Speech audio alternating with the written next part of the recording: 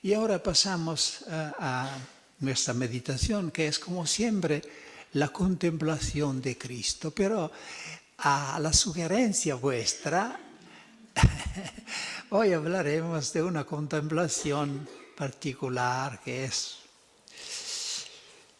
la meta de toda contemplación, es decir, el amor. ¿Qué clase de amor Jesús espera de nosotros? Y ya lo sabéis que es un tema que he desarrollado en mi primera meditación de Cuaresma al Papa, pero aquí tenemos algo nuevo que decir y también lo que he dicho allí entre nosotros religiosos toma una importancia particular, un significado particular, porque nosotros somos llamados más que todos a realizar esta clase de amor. Este amor que tiene dos caras, que no se pueden separar, el eros y el agape. Y hablaremos de esto. Habrá una parte un poco histórica, teológica, incluso un poco controversial, pero al final veréis que esto nos ayudará a tener una idea más precisa.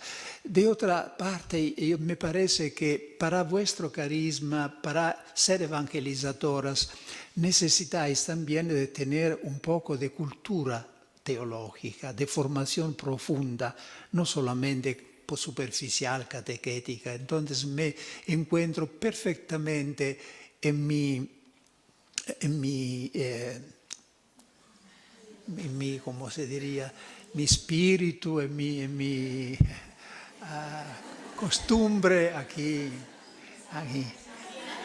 en mi ambiente.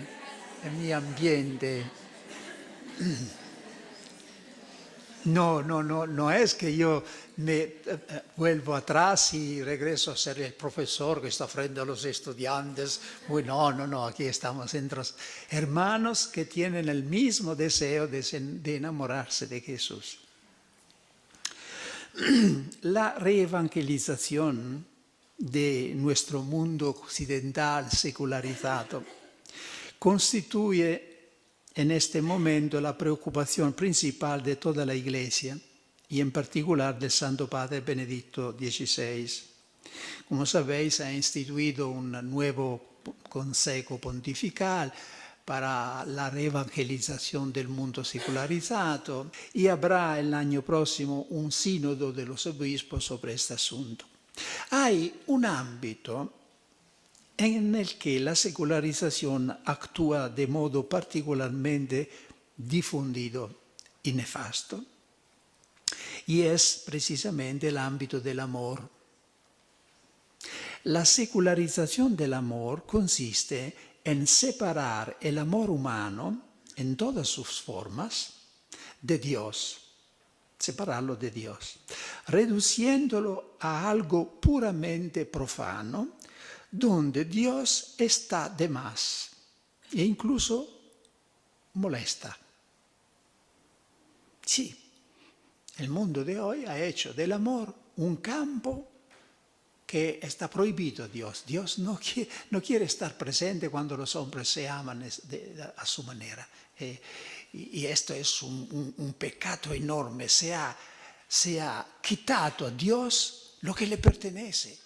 Porque el amor es por excelencia el dominio de Dios. Entonces, haber hecho del amor un ámbito que pertenece a la malicia, a Satán, esta es la mentalidad del mundo. Esta es la mentalidad. En el amor, la Iglesia, Dios no tiene que entrar. Este es lo que yo entiendo para secularización del amor. Pero el tema del amor no es importante solo para la evangelización, es decir, en la relación con el mundo.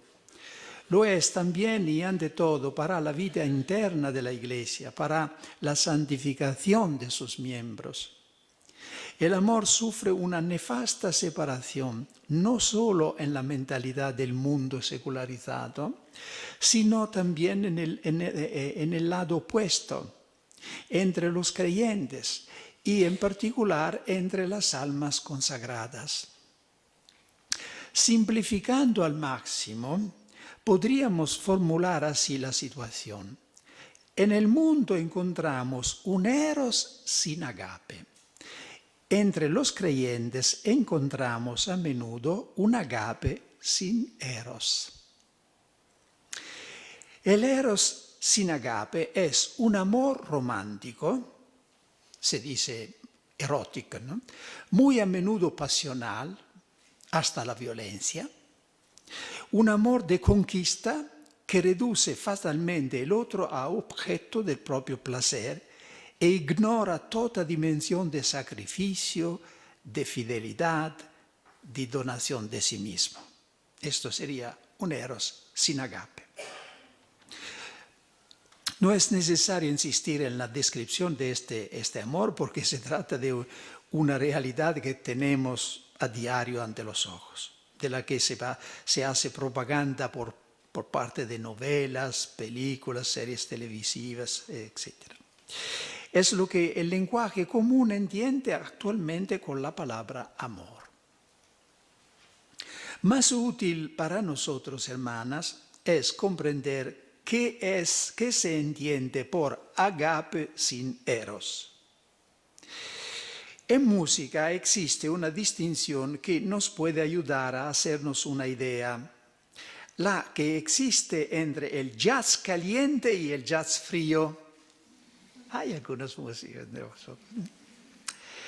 Leí en alguna parte esta caracterización de los dos géneros, aunque no es la única posible, pienso. El jazz caliente, conocéis qué es el jazz, ¿no? Un género musical. Se distingue hot jazz and cold, hot and cold. Yo tengo dos CD, uno es clásico del jazz hot, me l'hanno regalato. Después que hice esta meditación en la Casa Pontificia, un joven en América, en Estados Unidos, me regaló dos CD. Uno es The Best of Hot Jazz, ¿no? Y otro The Best of the Cold Jazz. Y había seguido, es un hombre casado, tiene una... Y leí en alguna parte decía esta caracterización de los dos géneros.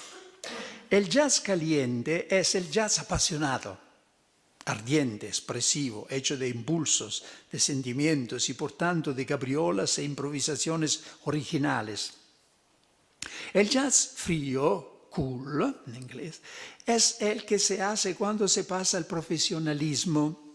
Los sentimientos se vuelven repetitivos, la inspiración se sustituye por la técnica y la espontaneidad por el virtuosismo. Siguiendo esta distinción o aplicando esta distinción al ámbito espiritual, el agape sin eros nos parece como un amor frío, un amar con la cabeza, sin participación de todo el ser, más por imposición de la voluntad que por impulso íntimo del corazón. Un ajustarse a un molde preconstituido en lugar de crear uno propio e irrepetible, como irrepetible es todo ser humano ante Dios. Los actos de amor dirigidos a Dios en este caso se parecen a aquellos de ciertos enamorados inexpertos que escriben a la amada cartas copiadas de un prontuario. Esto pasa. Si el amor mundano es un cuerpo sin alma, el amor religioso practicado así es un alma sin cuerpo. El ser humano no es un ángel, es decir, un puro espíritu, es alma y cuerpo sustancialmente unidos. Todo lo que hace, incluyendo amar, debe reflejar esta estructura suya. Si la parte ligada al tiempo y a la corporeidad es sistemáticamente negada o reprimida, el resultado será doble. O se sigue adelante de forma faticosa por sentido del deber, por defensa de la propia imagen, entonces para hipocresía. O bien se buscan compensaciones más o menos lícitas. hasta los dolorosísimos casos que están afligiendo a la Iglesia con los escándalos del clero. En el fondo de muchas desviaciones morales de almas consagradas, no pueden ignorarse. Hay una concepción y una experiencia distorsionada y deformada del amor. Tenemos, por tanto, un motivo doble y una doble urgencia de redescubrir el amor en su unidad originaria. El amor verdadero e íntegro es una perla escondida entre dos valvas que son el eros y el agape. No se puede separar estas dos dimensiones del amor sin destruirlo. Como no se pueden separar entre el hidrógeno y el oxígeno sin privarnos con ello del agua. Quien pretendería de separar el hidrógeno del oxígeno renunciaría al agua, no habría agua. Ya habéis entendido que me muevo mucho partiendo de la encíclica de Benedicto XVI, Deus Caritas Est, que también propone esta síntesis, esta armonía entre los dos aspectos. Ahora vamos a considerar, y aquí es la parte un poco más histórica, la tesis contraria de la incompatibilidad entre los dos amores. La reconciliación más importante entre las dos dimensiones del amor es, por supuesto, la práctica, la reconciliación práctica que tiene lugar en la vida de las personas. Pero precisamente para que esta sea posible es necesario comenzar con reconciliar entre sí eros y agape también teóricamente o teológicamente en la doctrina. Esto nos permitirá, entre otras cosas, conocer finalmente qué se entiende con estos dos términos tan a menudo usados y mal entendidos, eros y agape. La importancia de la cuestión nace del hecho que existe una obra que hizo popular en todo el mundo cristiano, católico y protestante, la tesis opuesta, es decir, la tesis de la inconciliabilidad de las dos formas del amor. Se trata del libro del teólogo luterano sueco Anders Nygren, intitulato Eros y Agape, que ha sido traducido en todas las lenguas. Podemos resumir su pensamiento en estos términos. Eros y Agape designan dos movimientos opuestos. El primero, Eros, indica ascensión y subida del hombre hacia Dios y hacia lo divino, como el propio bien y el propio origen. La otra, el agape, indica el descendimiento de Dios hacia el hombre, con la encarnación y la cruz de Cristo. Y por tanto la salvación ofrecida al hombre sin mérito y sin respuesta por su parte que no sea la sola fe. El Nuevo Testamento hizo una elección precisa usando para expresar el amor cristiano el término agape y rechazando sistemáticamente el término eros. Y veremos que esto es verdad, pero las consecuencias no lo son. Es verdad que en el Nuevo Testamento no se encuentra la palabra eros. San Pablo es el que con más fuerza recogió, según este teólogo, y formuló esta doctrina del amor. Después de él, que como decir la doctrina de la pura gracia, el hombre no puede hacer nada, tiene solo que recibir. Hay solo el amor descendiente de Dios hacia el hombre, un amor de misericordia, de perdón, de búsqueda, que el hombre tiene que recibir y nada más. Y recibir con la fe, sí, por supuesto, ¿no? Sin poder hacer nada en cambio. Después de Pablo, dice Nygren, siempre Esta antítesis radical fue perdiéndose casi enseguida para dar lugar a intentos de síntesis.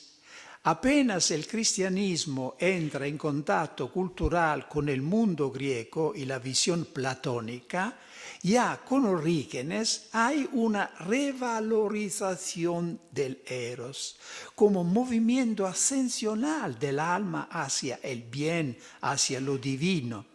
Y como habéis visto que más o menos la agape tiene un movimiento descendiente de Dios a nosotros, el eros es un movimiento ascendiente, de búsqueda hacia Dios. Ya con Orígenes hay una revalorización del eros como movimiento ascensional del alma hacia el bien y hacia lo divino, como atracción universal ejercida por la belleza y por lo divino. En esta línea, el pseudo Dionisio, que he citado ayer, escribirá que Dios es eros, sustituyendo este término al de agape en la célebre frase de Juan, porque en Juan Dios es amor, en el original está agape, ¿no? Dios es agape. Y este autor traduce Dios es eros. En Occidente, siempre estoy comentando, sintetizando la visión de este teólogo, en Occidente una síntesis análoga la realiza Agustín con su doctrina de la caritas, entendida como doctrina del amor descendiente y gratuito de Dios por el hombre, porque se sabe que ninguno ha hablado de la gracia con mayor fuerza de Agustín, ¿no? Pero también como anhelo del hombre al bien y a Dios. San Agustín concibe el amor como la gracia, la benevolencia gratuita de Dios hacia el hombre, pero también como anhelo del hombre hacia Dios. Suya es esta frase famosa: nos has hecho para ti, oh Dios, y nuestro corazón está inquieto hasta que no reposa en ti. Y también de Agustín es la imagen del amor como un peso, una fuerza de gravedad que atrae al alma como una fuerza de gravedad hacia Dios, como el lugar desde el propio descanso, del propio placer. Hay un texto muy famoso de Agustín, dice: muestra al niño algunas nueces y verás cómo se lanza para agarrarle.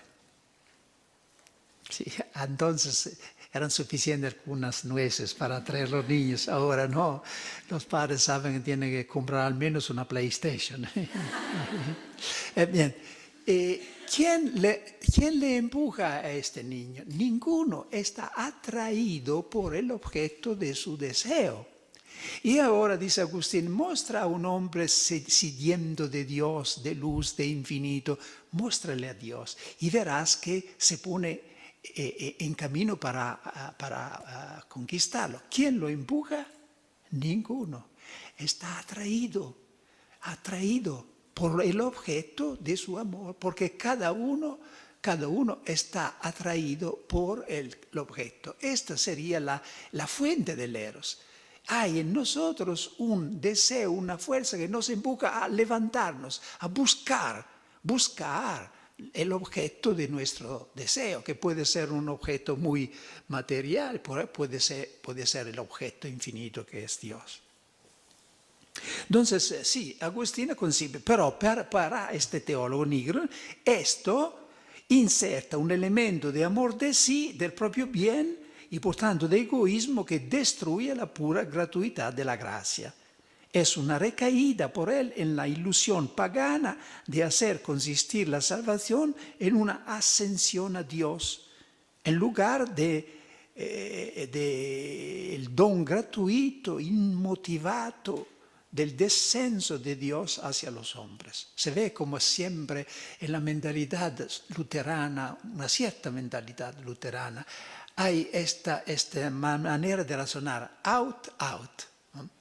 Que siempre dividir una cosa u otra. Mientras que el método católico es siempre et. Y una cosa, y otra. Y la unidad de Dios, y la Trinidad. Sí, la humanidad de Cristo y la divinidad juntos, no uno u otro. Y veremos la misma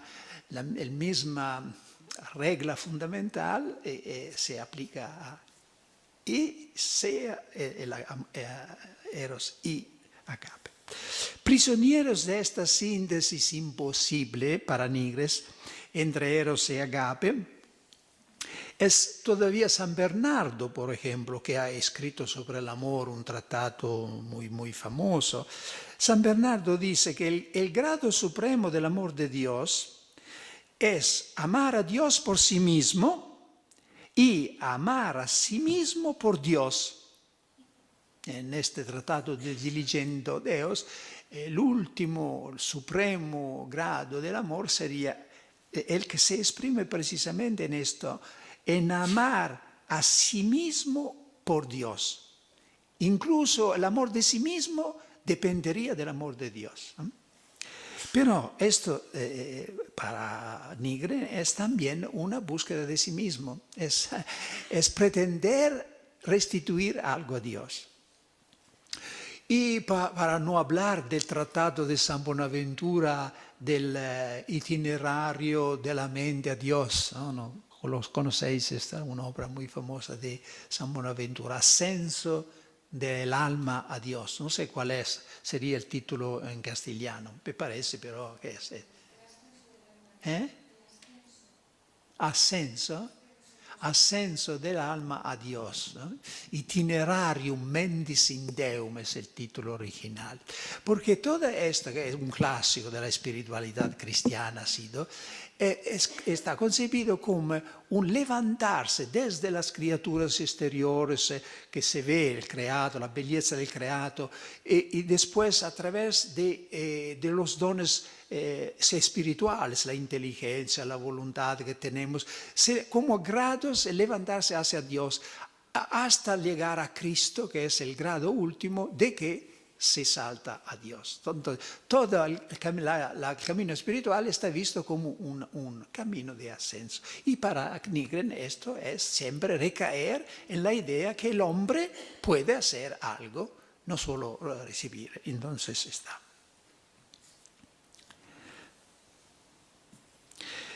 Quien rompió la ambigüedad y devolvió a la luz la neta antítesis paulina fue, según el autor se entiende, Martín Lutero.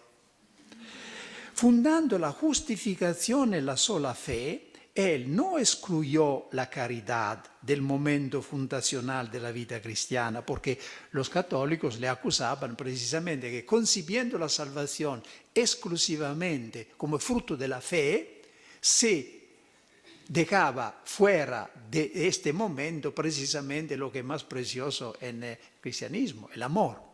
Y pero él dice, no, Lutero no ha excluido el amor de la justificación, ¿no? Sino que ha excluido el eros del amor, esta componente particular del amor. Y es otra manera de decir, de expresar la oposición entre fe y obras, se entiende, ¿no? Por él a la fe corresponde el agape, a las obras el eros. Es decir, el eros es algo que el hombre da a Dios y se tiene que excluir porque solo la fe nos justifica. No, desgraciadamente esta idea ha sido aceptada también por el máximo teólogo protestante que está muy vicino a los católicos, Karl Barth, que está muy, muy, muy utilizado porque tiene efectivamente muchos puntos de aproximación al cristianismo. Pero él también ha aceptado completamente esta idea. Dice en la dogmática, donde entra en escena el amor cristiano, comienza inmediatamente el conflicto con el otro amor, es decir, con el eros, y este conflicto no tiene fin. Ahora mi crítica a esta visión. Claro, si me seguís. El resultado de esta operación es la radical mundanización y secularización del eros. Mientras de hecho una cierta teología excluía el eros del agape, la cultura secular era muy feliz por su parte de hacer el proceso contrario, es decir, de excluir completamente el agape del eros, que significa excluir Dios del amor humano. Excluir del amor humano la dimensión sagrada, de fidelidad, de sacrificio, que son características del agape. Esto es lo que yo llamo la secularización, la mundanización del amor. Sustraer a Dios este campo que le pertenece por derecho. Es un crimen de la cultura, un crimen.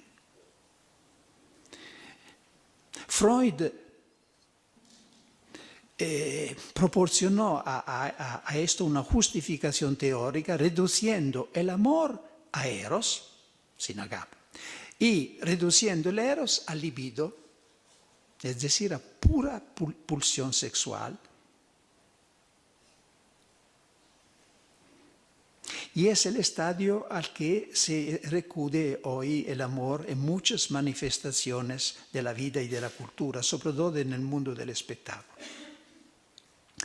Hace 2 años me encontraba en Madrid y en los periódicos leí de una exposición que se tenía en Madrid y cuyo título era Las lágrimas del Eros. Las lágrimas del Eros. Era una exposición de obras de arte, pinturas y estatuas que ponían de relieve la relación entre el Eros y la muerte, Eros y Thanatos. Es decir, que al Eros siempre sigue la muerte. Y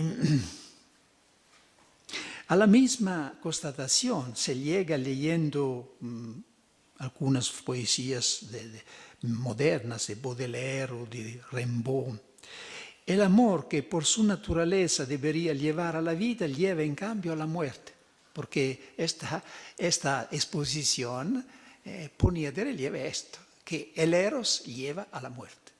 Y también el sentido de las poesías modernas de Rimbaud, de Baudelaire, es precisamente esto, que el amor lleva a la muerte. Es algo muy tórbido.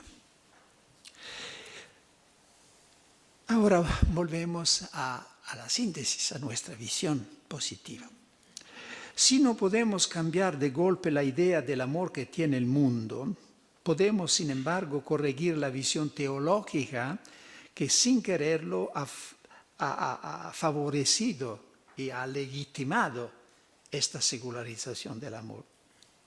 Es lo que ha hecho de manera ejemplar el Santo Padre Benedicto XVI con la encíclica Deus Caritas Est. Él reafirma la síntesis católica tradicional expresándola con términos modernos. Eros y agape se lee en la encíclica. Amor ascendente y amor descendente nunca llegan a separarse completamente.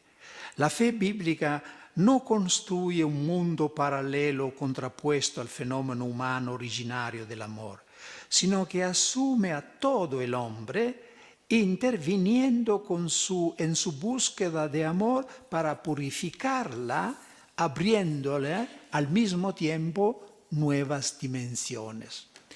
Eros y agape están unidos a la fuente misma del amor que es Dios. El alma, continúa el texto de la encíclica, Dios, ama y este amor suyo puede ser calificado sin duda como eros y, no obstante, también como agape. Es decir, que la síntesis se realiza primero en Dios. Dios nos ama no solamente de un amor de agape, de misericordia. Dios no se limita a hacernos la caridad. Nos quiere, tiene deseo y necesidad de nosotros.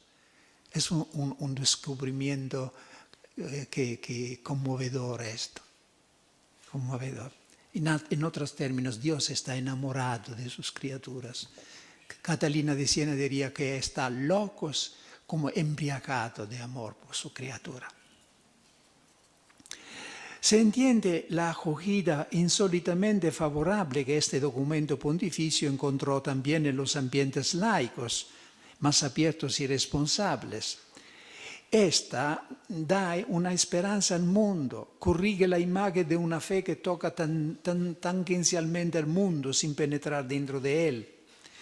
La corrige con la imagen evangélica de la levadura que hace fermentar la masa. Sostituye la idea de un reino de Dios venido a juzgar al mundo con la de un reino de Dios venido a salvar al mundo, empezando por el eros, que es su fuerza dominante. A la visión tradicional propia de la teología católica como de la ortodoxa, se puede aportar, creo, y esta era mi aportación en este ámbito como estudioso de los padres de la Iglesia y del Nuevo Testamento, se puede aportar una contribución filológica, una confirmación filológica, es decir, esta tesis que Eros no tiene ningún lugar en el amor cristiano, está fundada sobre un hecho filológico, es decir, que no se encuentra en el Nuevo Testamento la palabra Eros. Ha sido voluntariamente excluida. Esto es verdad. Pero las consecuencias que se traen son falsas. ¿Por qué los autores del Nuevo Testamento han evitado de hablar del amor con este término Eros? Por el mismo motivo porque yo como predicador ahora cuando parlo a la gente evito de hablar de eroticismo, porque sé que la gente que me escucha para eroticismo, eros, entiende algo, cuando se habla de filmes eróticos, entienden algo muy especial. El Nuevo Testamento, hablando a gente sencilla que no conocía ni Platón ni la filosofía griega, se conformaban a esta mentalidad. Y entonces evitaban Eros porque Eros inmediatamente estaba entendido por la gente en un senso negativo, en su senso pasivo particular. Pero apenas el cristianismo sale del ambiente judaico y empieza a dialogar con el mundo griego, con la cultura griega, soprattutto con Platón, se da cuenta que Eros tenía también un sentido noble, no solamente un sentido vulgar, tenía un sentido noble en que significaba esta atracción que ejerce lo bello y lo bueno sobre las criaturas humanas. Es decir, este movimiento de anhelo, de ascensión que empuja al hombre hacia el bello, el divino. Entonces, movimiento de ascensión positivo, ¿no? Es una atracción exercida no por el sexo, sino por lo que es bueno y bello en sí mismo. Y apenas se dieron cuenta de esto, ya con Orígenes, empezaron a hablar de Eros como sinónimo de agape. Hasta, decía ya, sustituir en la frase de Juan la palabra agape con Eros. Dios es Eros, ¿no? Y entonces las conclusiones que se han traído de este silencio no tienen fuerza. Es todo un sistema construido sobre el silencio. Se dice el argumento de silencio que no tiene, en este caso no tiene.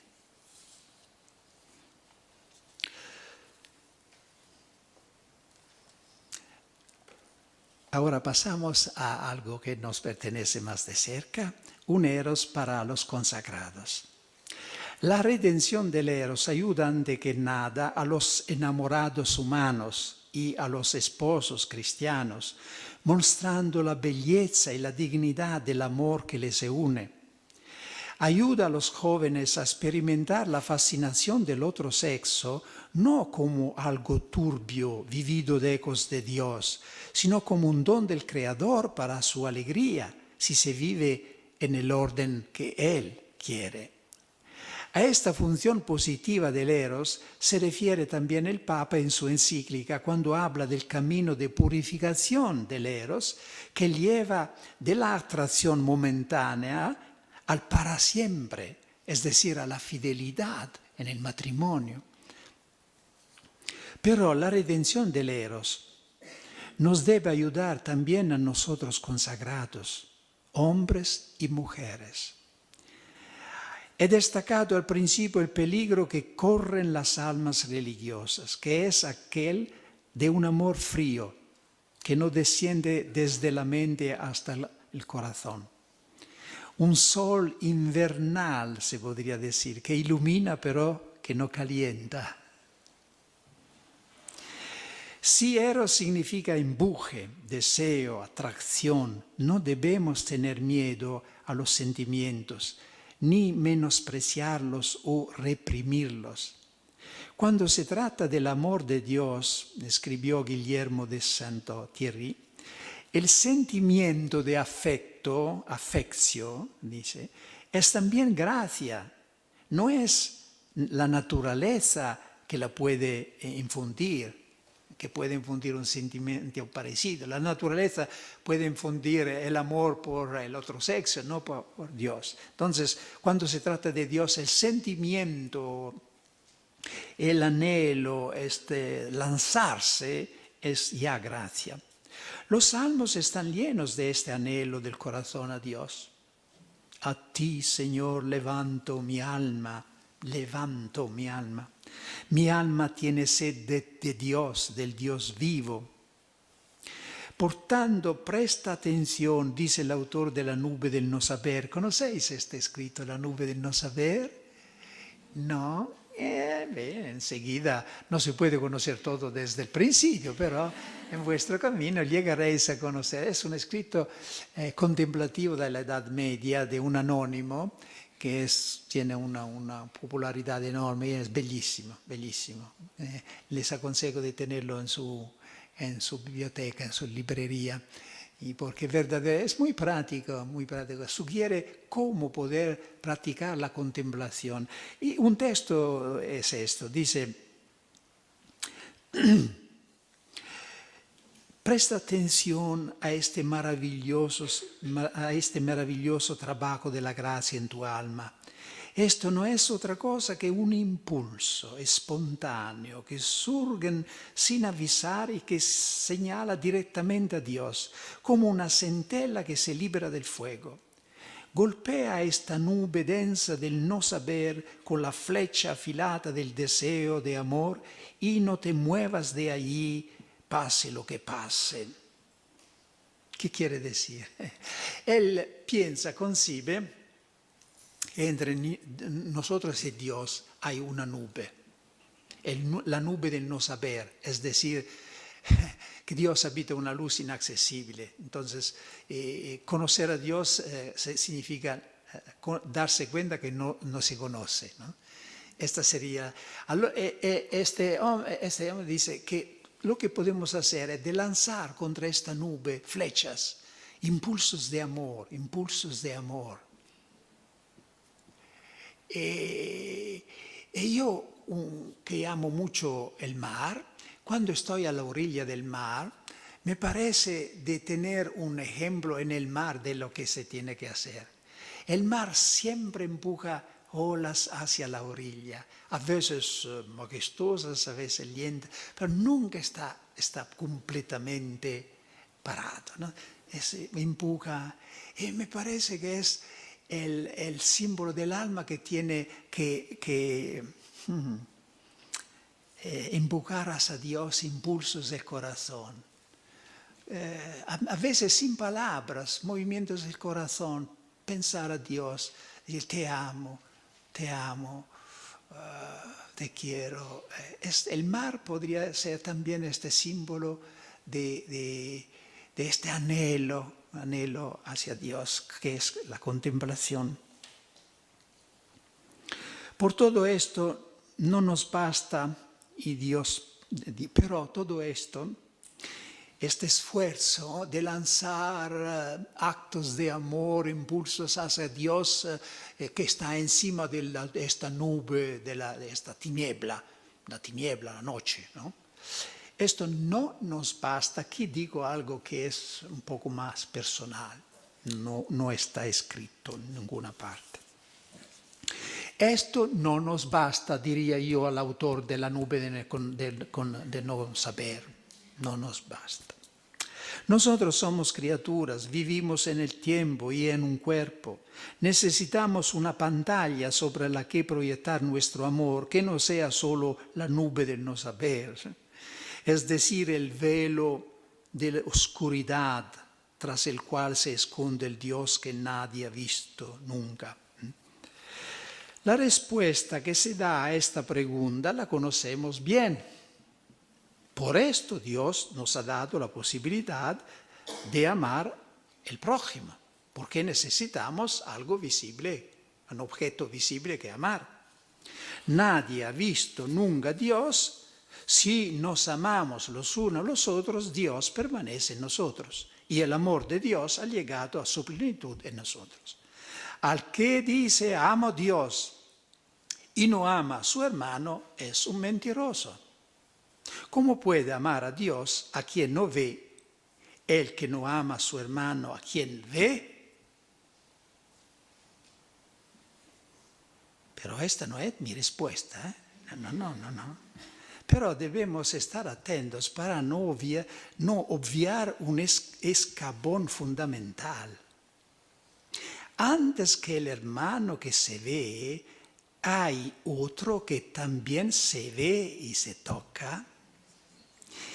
Es el Dios hecho carne, es Jesucristo. Entre Dios y el prójimo está el Dios hecho carne que ha reunido los dos extremos en una sola persona. Es en Él donde se encuentra el fundamento del mismo amor al prójimo. A mí me lo hicisteis. ¿Qué significa, hermanas, todo esto para nuestro amor de Dios? Que el objeto primario de nuestro eros, de nuestra búsqueda, deseo, atracción, pasión, debe ser Jesucristo. Decía este autor que he citado otras veces, Cabasillas, al Salvador se le ha predestinado el amor humano desde el principio como su modelo y fin, un cofre tan grande y tan amplio que pudiese acoger a Dios. El deseo del alma va únicamente hacia Cristo. Aquí está el lugar de su reposo, porque solo Él es el bien, la verdad y todo lo que inspira amor. Hasta aquí la citación de Cabasillas. Esto no significa restringir el horizonte del amor cristiano de Dios a Cristo. Significa amar a Dios en la manera en la que Él quiere ser amado, ya que Él mismo os ama porque vosotros me amáis, dice Jesús. No se trata de un amor mediado, casi por poder, porque quien ama a Jesús es como si amase al Padre. No es solo esto, no es un amor inmediato por, ¿cómo se diría? Un matrimonio por comisión. Hay matrimonios que se hacen indirectamente a través de poder. Poderes. Sí. No es solamente esto, no.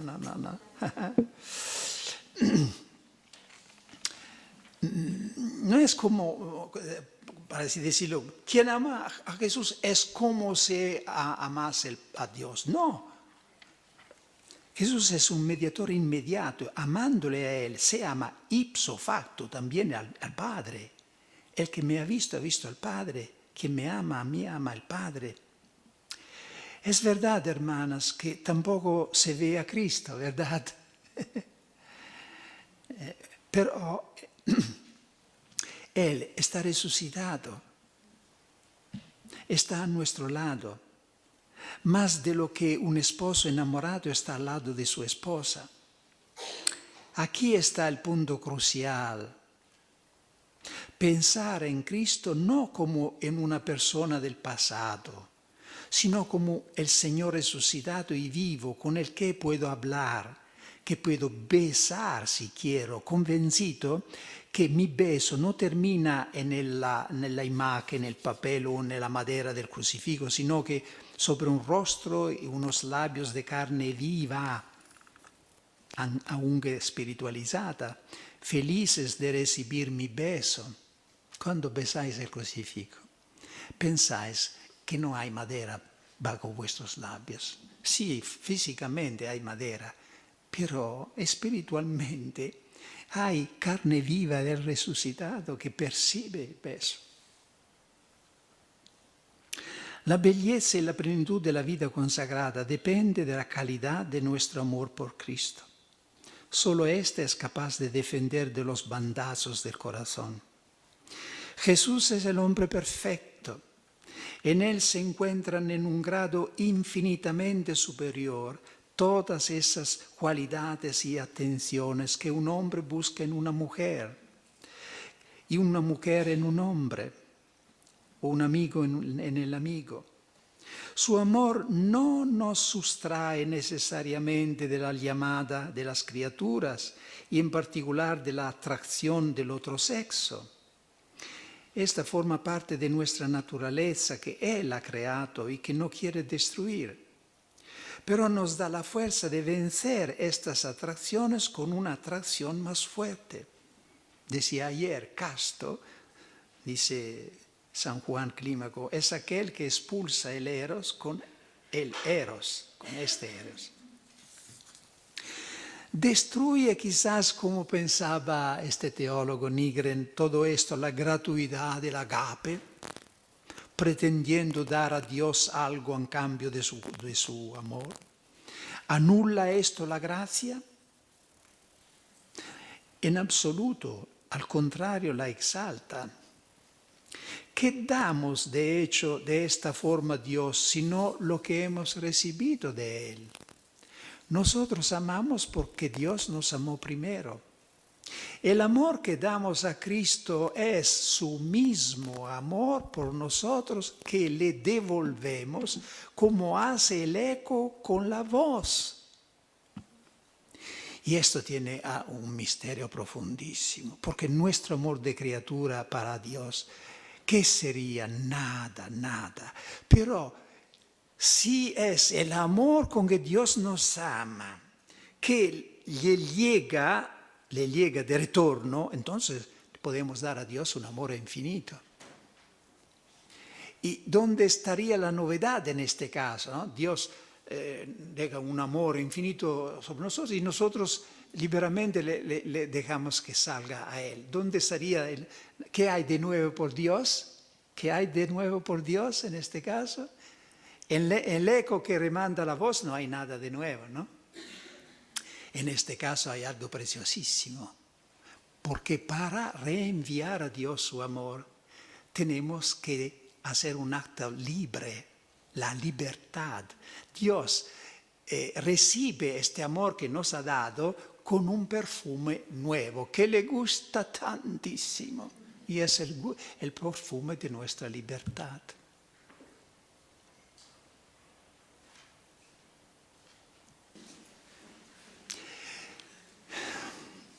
¿Cuál sería el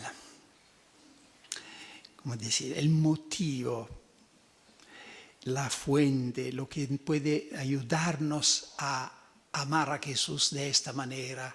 Es decir, de un agape y a eros, no solamente de sacrificio, de fidelidad, con mortificaciones, todo lo que incluye el sentido de agape, sino también con pasión. con anhelo, con búsqueda, lo que caracteriza el enamoramiento humano, que es que puede ayudarnos poco a poco a encaminarnos hacia este amor integral.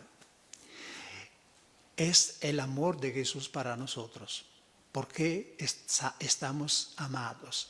Dice Dante Alighieri, ¿conocéis Dante Alighieri? Me ofendo si no lo conocéis. Es la cumbre de la poesía. Lui tiene un verso: amor che a nullo amato amar perdona. Es como una ley, dice, el amor no permite a la persona que está amada de no reamar a su vez.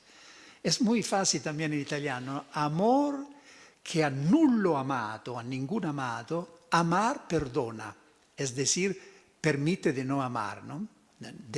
El amor no permite que la persona amada no sienta el deseo de amar a su vez. Esto es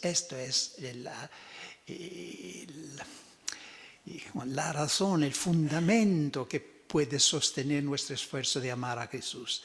La experiencia de ser amados por Él. Él no nos ha amado primero una vez, cuando nos creó, cuando nos redimió. No, siempre nos ama primero, cada día. Cada vez que hacemos un acto de amor a Jesús, Él nos ha amado primero.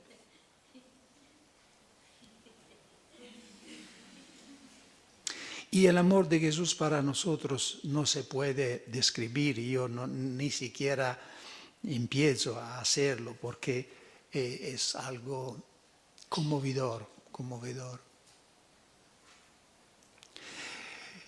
Hay todavía una observación. Jesús dijo una vez: ninguno tiene un amor más grande que dar su vida por los amigos. Y yo me atreví de nuevo a hacer una objeción a Jesús a este punto. Y dije: Jesús, pero sí que hay un amor más grande que esto, que dar la vida por sus amigos.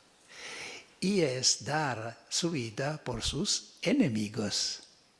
Y pronto la respuesta: es precisamente lo que yo he hecho, dice Jesús. Yo os he amado cuando erais enemigos. Solamente se tiene que entender que el término amigo puede tener un sentido activo o pasivo. En el sentido activo, amigo es uno que ama al otro, ¿no? En el sentido pasivo, amigo es alguien que está amado. Cuando Jesús decía a Judas en el jardín: amigo, ¿por qué has venido? No era porque Judas lo amaba, sino porque él amaba a Judas, claro. Entonces, cuando Jesús dice: no hay amor más grande que dar la vida a sus propios enemigos, tenemos que entender de esta manera: no hay amor más grande que dar la vida por sus enemigos, considerándolos amigos. Y es lo que dice Pablo en la carta a los Romanos, cuando dice: puede ser que haya alguno que da la vida por una persona buena, pero que Dios dio prueba de su amor, que Cristo murió por nosotros cuando éramos impios, enemigos. Aquí es.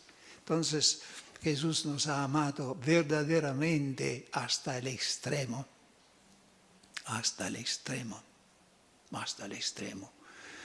No es la misma cosa de morir, dar la vida por uno que te ama y por uno que te odia, que es tu enemigo. Decía este autor Cabasillas: hay dos maneras de manifestar el amor a una persona, incluso en el ámbito humano. Primera manera consiste en dar regalos. Y cuando dos personas se enamoran, empiezan a cambiar regalos, ¿no? Un anillo, por ejemplo, ¿eh? Pero hay una manera más exigente, y es no solamente de hacer regalos, dar cosas, sino de sufrir por la persona amada, e incluso a causa de la persona amada. Se ve En el ámbito humano, el verdadero amor no es cuando los novios se cambian regalos, sino cuando, estando casados después de años, se sigue amándose, soportándose. Yo he tenido una experiencia a este propósito que me ha muy edificado. Di un retiro a unos 50 personas, 8 sacerdotes, algunos parejas y laicos de Pamplona en Jerusalén en el mes pasado, después de la jornada de la juventud. Y entre ellos habían un médico y su mujer. Su mujer estaba tan enferma, los huesos estaban completamente deshechos porque tenía titanio. Entonces, cada paso tenía que ser Yo he visto el amor fiel en el marido. Con qué cuidado, él se sacrificaba, permanecía detrás, siempre con Yo me he dicho, este es amor. Y cuando he dicho a este hombre, me has edificado por lo que es, él me ha dicho como todo natural, porque tú no sabes lo que yo recibo de ella. No sé qué recibió porque no puede hacer nada, está completamente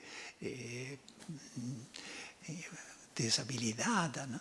Ahí sí es el amor. Bien, Cabasillas dice, Dios nos ha amado precisamente de estas dos maneras. Cuando nos creó, nos llenó de regalos. Es suficiente de mirar alrededor. Ayer yo paseaba por el jardín, las flores, qué colores, sobre todo este rojo flama, me encanta, ¿no? Este rojo. La inteligencia, pero no fue suficiente. Y Dios quiso mostrar su amor sufriendo para nosotros, inventando su propio despojamiento total en la cruz. Esto es el amor.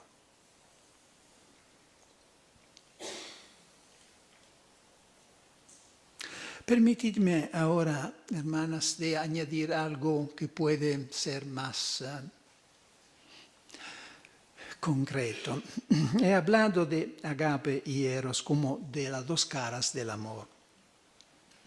Hasta que vivimos en esta carne y de modo particular en la adolescencia y en la juventud, esta síntesis y armonía entre las dos componentes del amor no es fácil y no se alcanza en una sola vez.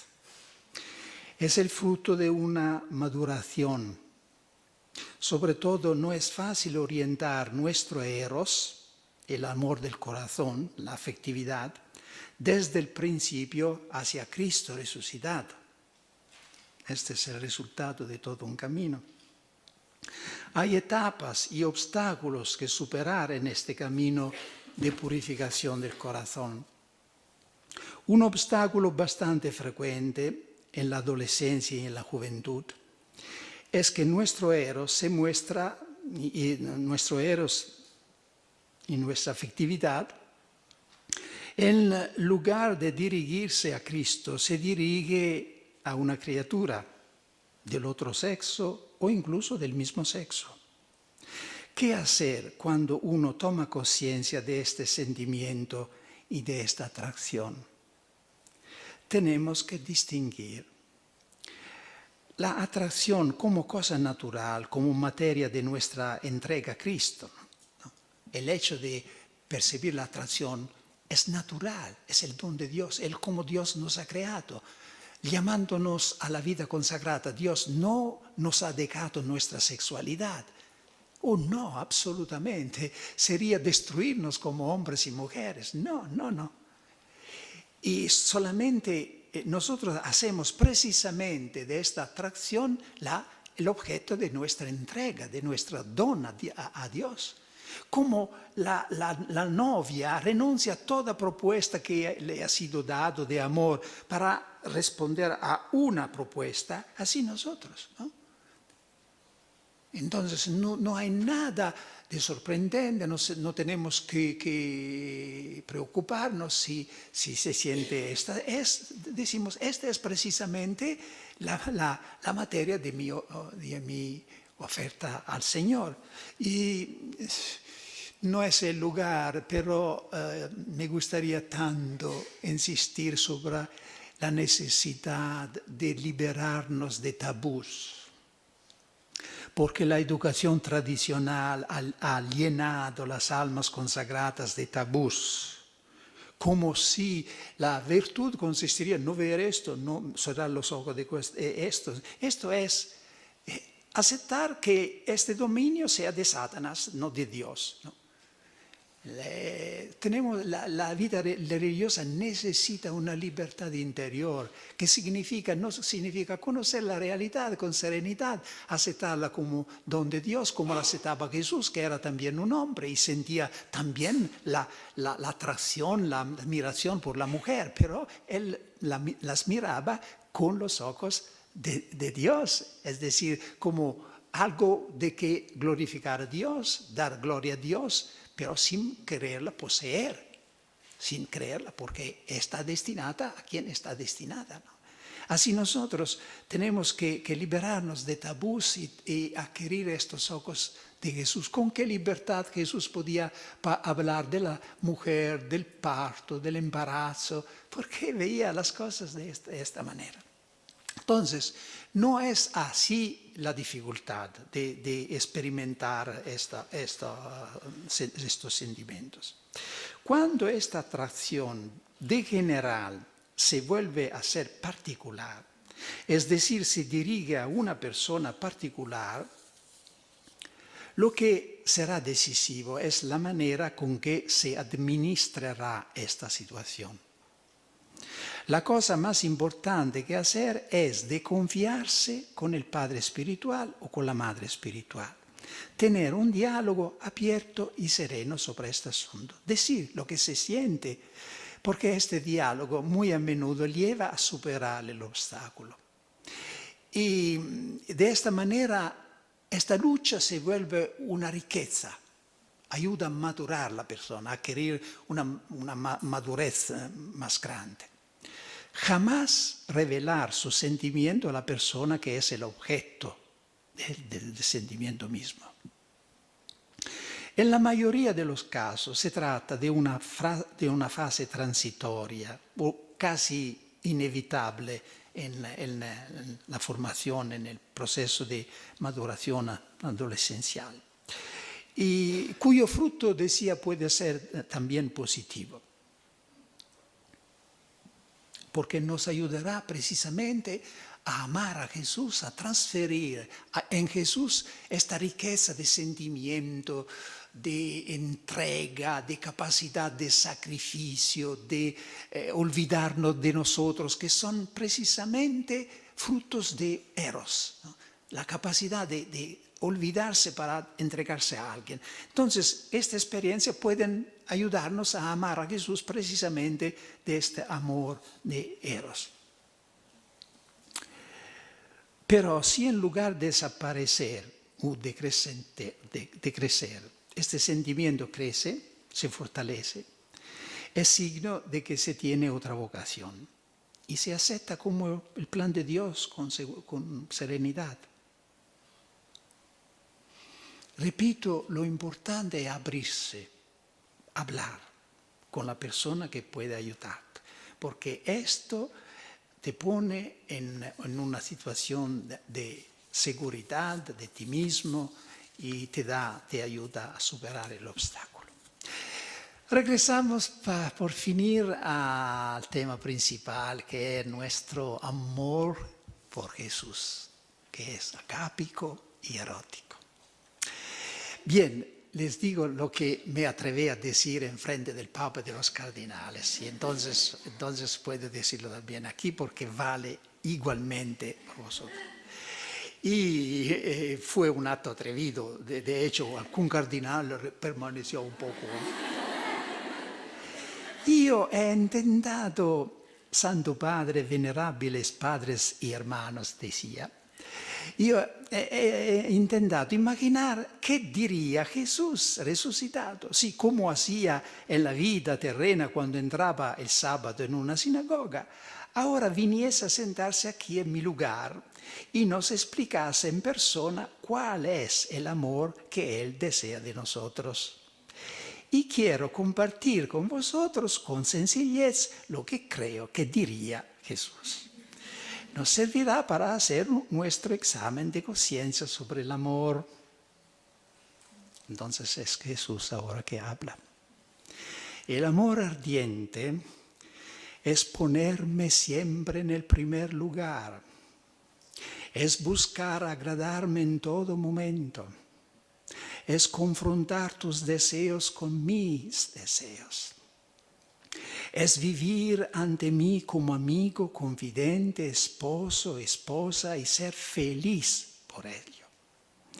Es estar inquieto si piensas estar un poco lejos de mí. Es estar lleno de felicidad cuando estoy contigo. Es estar dispuesto a grandes sacrificios con tal de no perderme. Es preferir vivir pobre y desconocido conmigo más que rico y famoso sin mí. Es hablarme como al amigo más querido en todo momento posible. Es confiarte a mí mirando a tu futuro. Es desear perderte en mí como meta de tu existencia. Amén.